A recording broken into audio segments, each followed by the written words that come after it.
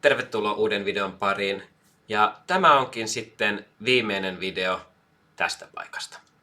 Nimittäin meillä on tuossa runsaan viikon päästä muutto.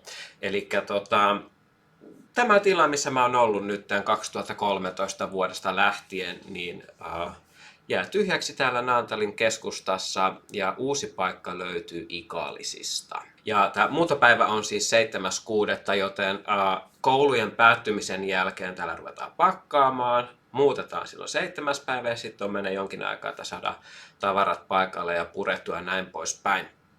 Eli tässä tulee semmoinen pieni tekninen tauko siinä, että saadaan kaikki muuttoasiat hoidettua kuntoon ja sitten toiminnot aloitettua uudestaan sitten.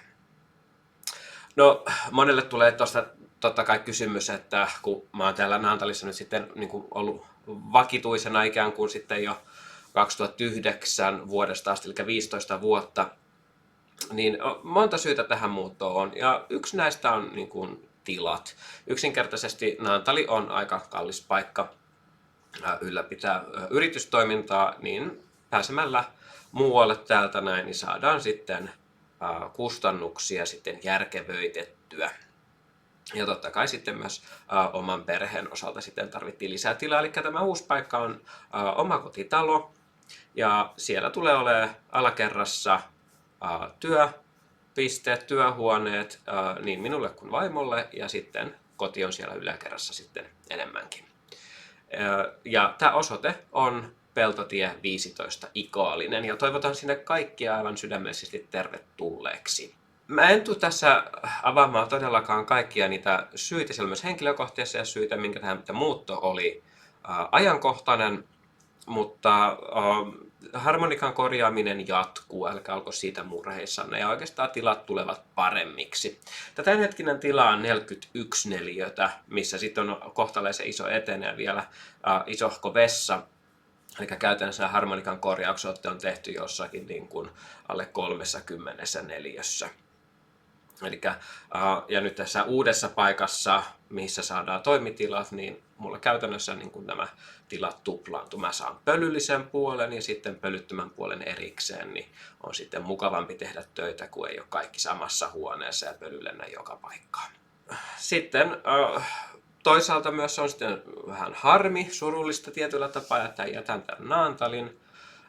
Toisaalta mulla tulee asiakkaita ympäri Suomea, eli siinä mielessä mä en ole ihan murheissani siitä, että yhtäkkiä asiakkaat loppuu. Totta kai tästä tämmöinen pieni Turku-painotus on, mutta ympäri Suomea tulee asiakkaita, joten olen vakuuttunut siitä, että kun tämä pieni epämääräinen ylimenoaika tässä on, niin sen jälkeen sitten kaikki kyllä palautuu enemmän tai vähemmän normaaliksi.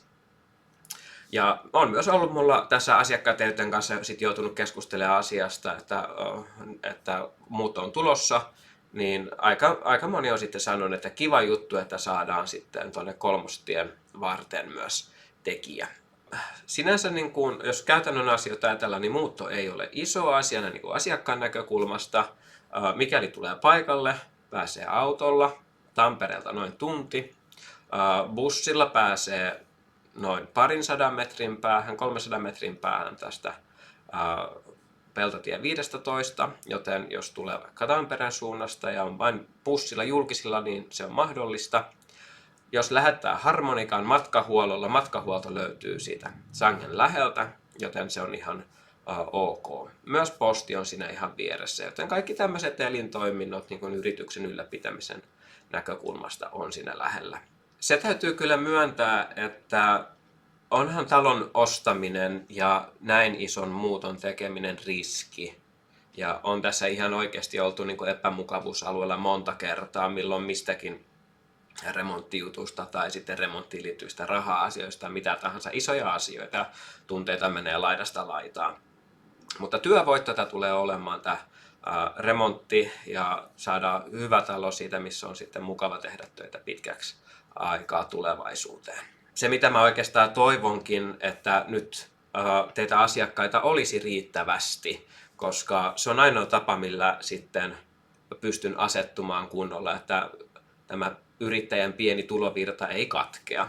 sitä mennä ilman teitä, asiakkaita, jotka tuo harmonikoita tänne korjattavaksi, niin ilman sitä ei olisi tätä harmonikkakanavaa, ei Vapalehdykä nettisivustoa. Ja voisin ehkä melkein väittää, että oma identiteettikin olisi aika murskana, jos yritys ei enää olisi olemassa vaikka vuoden kuluttua. Että tämä on iso asia mulle ollut aina, tämä harmonikka ja harmonikkojen korjaaminen. Joten tässä nyt tulee tämä pieni muuttotauko, mutta tavarat laitetaan niin hyvin, niin nopeasti kuntoon kuin vaan pystytään. Ja en sen takia sano mitään, että että nyt ei saa tuoda harmonikkoja.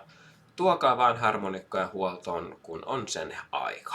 Katsotaan milloin seuraava video tulee. Tässä on tulevat viikot aika paljon tekemistä ja tämänkin videon hyvissä ajoin etukäteen nauhoitettu, joten toivottavasti saadaan pidettyä video tämmöinen rutiini pystyssä, että saatte tietää kuulumisia. Ja totta kai sitten kun ollaan muutettu, niin sitten teen videon, että miten sinne Peltotie 15 ikallisiin pääsee ja millaista siellä sisällä sitten on. Ja ehkä pidetään jonkinlaiset tuparit sitten myös, mihin on sitten myös asiakkaat tervetulleita. Mutta palataan tähän myöhemmin sitten tulevilla videoilla. Nähdään taas kohta. Moi moi!